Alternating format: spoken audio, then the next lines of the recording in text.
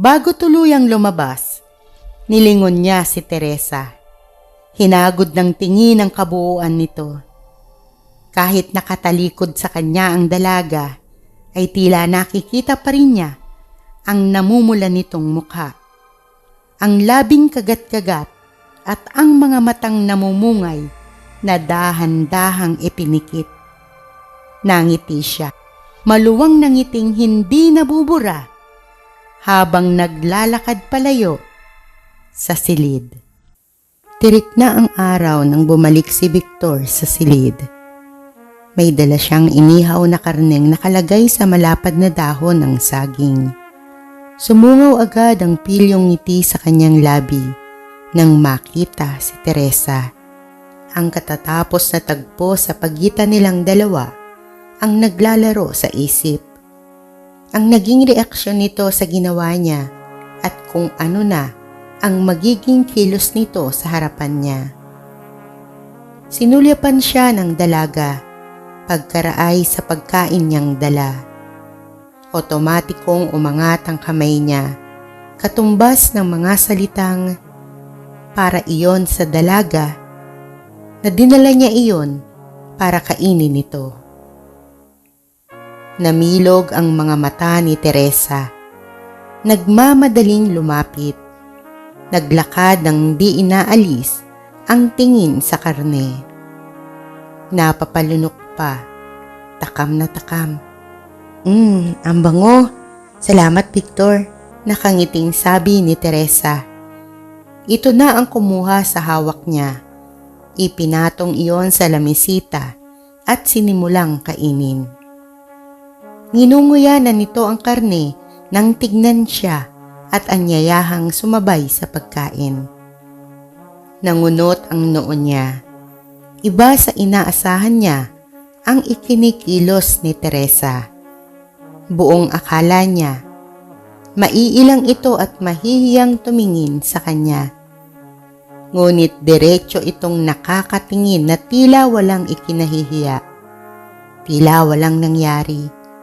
Wala na ang emosyong nakita niya kanina, gayong kung siya ang tatanungin. Nakatatak iyon sa kanyang isip. Nasugatan ang damdamin niya bilang lalaki. Si Teresa. Nagagawang paglagusin ng tingin sa lalaking dumating. Ilang oras niyang pinagsabihan ang sarili. Tinuruang ito'y baliwalain. Pinatatag siya ng pangangatwirang ito ang hari ng kadiliman at pinaglalaroan lang ang kanyang damdamin. Nang iinis lang, na ginagamit nito ang kapangyarihang mang-akit na mortal itong kalabang dapat pagbayarin sa mga kasalanan. Kaya naisip niyang kikilos siya na tila walang nangyari upang hindi nito pagtawanan. Sa pamamagitan man lang noon ay maibangon niya ang sarili sa labis na kahihiyan. Itinuon niya ang isip sa malambot na karneng nilalantakan. Sa pagkakataong yo'y hindi na siya nagpapanggap. Gutom na talaga siya. Ang amoy at lasa ng pagkain ay totoong napakasarap. Naisip niyang siguro naman ay wala iyong lason. Mawawalan kasi ito ng laruan kung mamamatay siya. Natitiyak niyang wala pa iyon sa plano ng lalaki. Hindi pa sa ngayon. Si Victor. Habang pinanonood si Teresa sa maganang pagkain, ay muling nakaisip ng paraan upang ang dalaga ay asarin. Naaaliw siya kapag nakikita itong nagagalit. Nalilibang siya sa ginagamit nitong paraan upang gumanti. Palaban ito at hindi basta pasasakop. Hindi nagpapatalo. Nakaramdam siya ng pananabik kung ano ang magiging itsura nito, kung ano ang magiging reaksyon kapag narinig ang sasabihin niyang kalokohan. Sinasabi ko na nga ba? Aniya upang atensyon nito ay pukhawin. Ngunit nagkibit-balikat lang si Teresa. Hindi man lang siya tinapunan ng tingin. Tuloy pa rin sa maganang pagkain. Lalo siyang nagngit-ngit. Hinahamon siya ng dalaga. Iyon ang pakahulugan niya sa kilos nito. Inulit niya mula sa simula ang sinabi at saka idinugtong na magkatulad lang ang lasa ng karne ng baboy at karne ng tao. Nagdiwang ang loob niya nang matigilan si Teresa. Ang pagkaing hawak ay nanatiling nakaumang sa nakabukang bibig. Pinigilan niyang tumawa ng malakas nang mawala ng kulay ang mukha nito. Nanginig ang kamay habang unti-unting iniluluwa ang laman ng bibig. Bigla itong tumayo. Tutop ang bibig at ang tiyan at saka nagtatakbo sa balkonahe. Hindi na niya pinigil pa ang pagtawa habang ito ay sinusundan.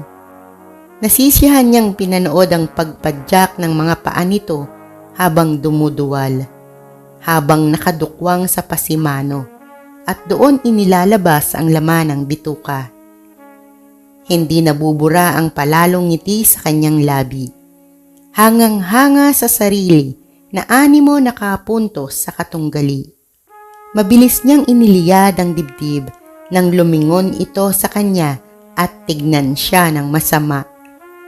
Inihahanda na niya ang kasunod na pang-aasar ng ibukan nito ang bibig. May gusto sanang sabihin, ngunit hindi na iyon naituloy dahil muling tinutop ang bibig, dumukwang uli sa pasimano at nagsuka. Natigilan siya. Nabura ang malapad na ngiti sa mukha nang lumalim ang pagkakadukwang ni Teresa habang ang mga paa ay taas-baba sa pagtingkayad. Kalahati na ng katawan nito ang nakaumang sa pasimano. Mahuhulog si Teresa. Otomatikong umangat ang isa niyang paa sa sahig at umakma sa pagtakbo upang ito'y hilahin o kaya'y saluhin kung tuluyang mahuhulog.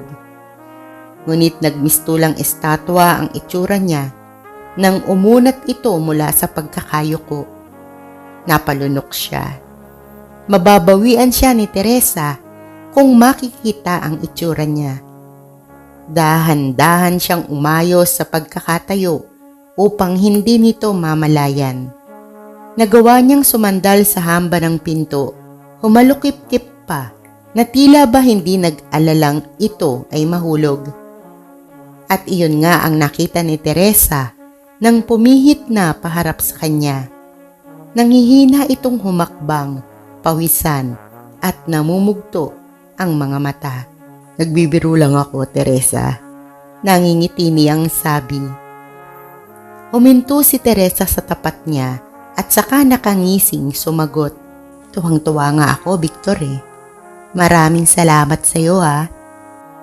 Anito at pinagpatuloy ang paglalakad patungo sa silid. Kusang humakbang ang mga paa niya upang ito ay sundan. Ang naaaliw na aura sa mukha ay nabura nang bigla itong lumingon. Natigil na rin siya sa paghakbang. Inihanda ang sarili sa gagawin nitong pagganti. Ngunit muli siyang natigilan nang iba na naman sa inaasahan ang ginawa ng dalaga. Napanganga na lang siya nang ito ay umirap. Pinigilan niya ang matawa, aliw na aliw man sa pag-irap nitong ginawa. Hindi na niya ito sinundan. Hinatid na lang ng tingin hanggang sa makalapit sa kama at nanlalatang mahiga.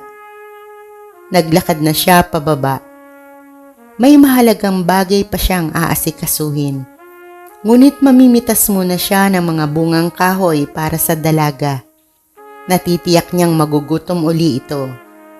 Pansamantala, hindi niya muna ito gagambalain upang makapagpahingang maigi. Kailangan makapag-ipon uli ito ng lakas habang nag-iisip siya ng panibagong gagawin para mang-asar.